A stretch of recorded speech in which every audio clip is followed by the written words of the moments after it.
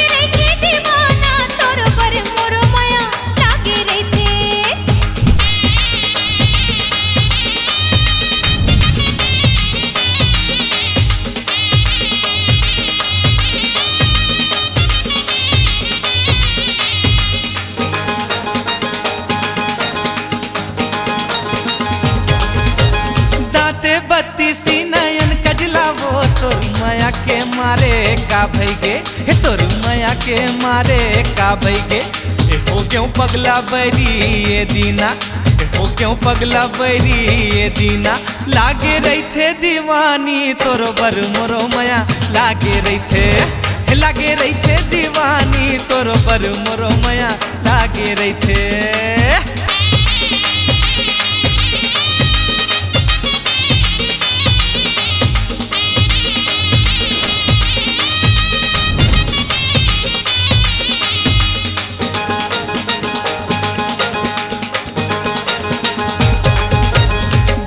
बनाए किचकुरिया या तोर माया के मारे का भैगे हे तोर माया के मारे का भैगे नहीं जाओ दुरिया बैरी ये दीना नहीं जाओ दुरिया बैरी ये दीना ओ लागे रही थे दीवाना तोर बर मोरो माया लागे रही थे लागे रही थे दीवाना तोर बर मोरो माया लागे रही थे दीवानी तोर बर मोरो माया लागे रही थे दीवानी तोरो बर मोरो माया लागे रही थे।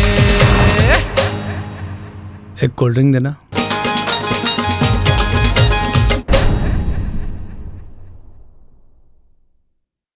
अगर आप मन ला हमर ये वीडियो पसंद आइस तो आप मन लाइक कमेंट शेयर करे के बाद हमर चैनल ला सब्सक्राइब जरूर करो और हाँ बेल आइकन ला दबाना झन भूलो ताकि हमारे ये चैनल में समय समय पर आने वाला वीडियो के बारे में आपला जानकारी मिलत रहे। तब देखत रहो अनुज शर्मा यूट्यूब चैनल।